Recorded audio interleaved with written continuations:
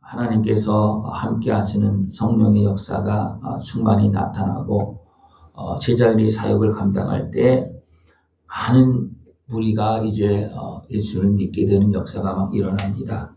그래서 이제는 제자의 수도 더 많아졌다 그렇게 말하고 있습니다. 그때 또 문제가 생기는 것이 뭐냐면 사람들이 많아지니까 이 관리가 잘 안 되고 또 이제 모든 물건을 바치고 함께 나누고 하는 그런 과정 속에서 빠지는 사람도 있고 또 이런 가운데 원망이 생기고 불편이 생기는 이런 모습이 나옵니다. 그래서 제자들이 이것을 보고서 안 되겠다.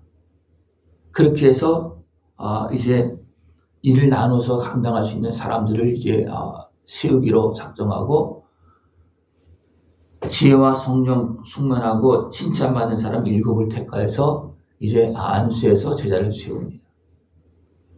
그럴 때 이제 허다한 제사장 무리도 도에 복종하고 따르는 그런 모습으로 성장합니다.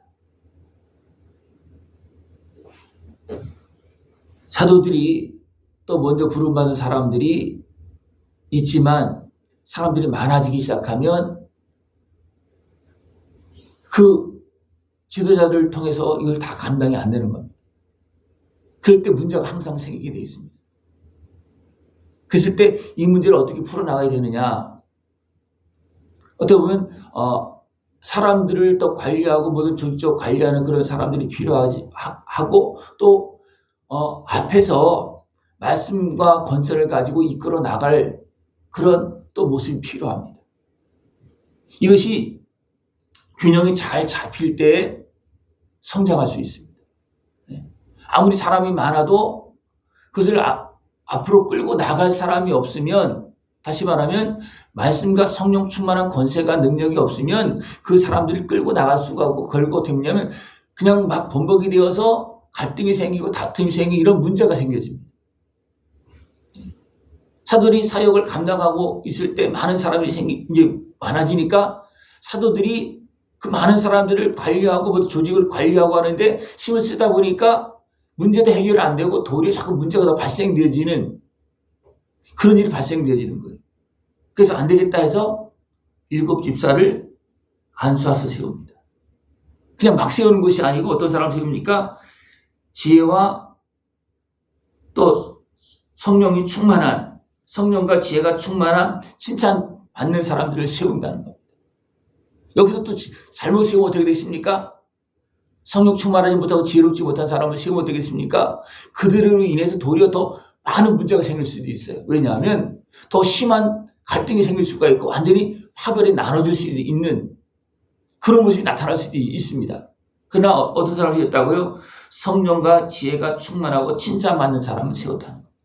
그러니까 그들이 성령 안에서 합력하여서 일을 감당할 때 모든 문제가 잘 정리가 되어지고 사도들은 또 기도와 말씀 사역에 힘쓰니까 더 성령 충만한 원수의 능력을 가지고 이끌어 나갈 때 허다한 제사장의 무리도 이 도에 복종한다. 하나님께서 함께 권세와 능력이 없는 말씀은 다른 또 어떻게 보면 생각을 가진 사람들이 이끌어 갈 수가 없습니다. 허다한 제사장의 무리들은 어떻게 해서 그들 따랐습니까? 그들이 가지고 있는 말씀과 생각보다도 더 강력한, 더 합당한 하나님께서 지원해주는 권세가 있는 그 사도들의 말을 따라서 이제 그들이 어떻습니까? 이 도에 복종했다 그랬습니다. 사람의 생각이 있거든요. 또 보면 제사장들은 어떤 사람입니까? 백성들을 지도하는 사람들입니다. 근데 그들이 예수님을 만나고 성령 충만하기 전에 어떤 모습이었습니까? 그것이 율법적인 그런 모습이었고 그것이 육적으로 나타나는 그런 모습이었습니다. 그렇기 때문에 그 모습이 결국은 어둠의 권세에 매이고 사단의 권세에 매여서 예수님을 대적하는 그런 모습으로 나타나게 돼 있거든요. 그런데 이 사람들조차도 허다한 제사장들이 어떻습니까? 그런 모습이었지만 권세 있는 말씀, 성령 충만한 말씀 앞에서 이제 깨닫고 복종하는 그런 모습으로 달라진다는 것입니다. 그래서 앞에서 성령 충만해서 말씀과 권세를 가지고 이끌어 나가는 사람들이 잘 관리를, 일을 해야 되고, 또 이 일을 하기 위해서는 습니까? 여러 가지 복잡한 일에 매이지 아니하고 기도와 말씀에 전무하는 그런 모습이 되어져야지만 그 많은 무리들을 권세와 능력으로 이끌어 나갈 수가 있다는 겁니다. 그것이 안 되면 거기서 멈추게 되고 막 그냥 혼란스러운 이런 일이 되어질 수밖에 없습니다. 그래서 사도들이 이것을 깨닫고 안 되겠다. 그렇게 해서 이것을 정리하고 바로 세워나가고 이끌어가는 그런 모습입니다. 그랬을 때 더 많은 수가, 제자의 수가 더 힘이 많아지고 그랬습니다. 이렇게 되었습니다. 그래서 7 사람을 세워서 이제 안수하고 그들로 이제 합력할 수 있도록 그렇게 해줍니다. 그래도 여전히 무엇이 있습니까? 여전히 대적하는 무리들이 있어요. 여기서 누가 나오냐면 자유민들이 나옵니다. 온전히 하나님의 말씀을 듣고 예수님을 믿고 그 은혜를 누리지 못하는 사람들, 다시 말하면 자유민들, 아직도 믿기는 믿는데 하나님을 믿는데 제대로 믿지 못해서 온전히 변화되지 못한 사람들입니다. 그런 사람들은 무엇을 갖고 있습니까? 율법과 하나님, 요즘 모세와 하나님을 모독하는 말을 한다 그렇게 말하고 있어요. 그러나 여기서 스데반이 은혜와 권능이 충만하여 기사 표적을 나타내는 것은 뭐냐면 그가 바르게 행하고 있기 때문에 성령님께서 함께하고 있는 모습이거든요. 제대로 하고 있는 거예요. 그러나 자유민이 온전히 변화되지 못하고 깨닫지 못한 사람들은 어떻게 있습니까? 겉모습, 율법과 하나님에 대한 그 믿음만 가지고서 대항하고 있습니다. 그런데 어떻게 합니까? 성령 충만한 그런 말을 이길 수가 있습니까? 없습니까? 없는 거예요. 그러니까 어떻게 합니까? 사람들을 매수해서 공격하고 있다는 거예요. 매수해서 거짓 증인을 세워서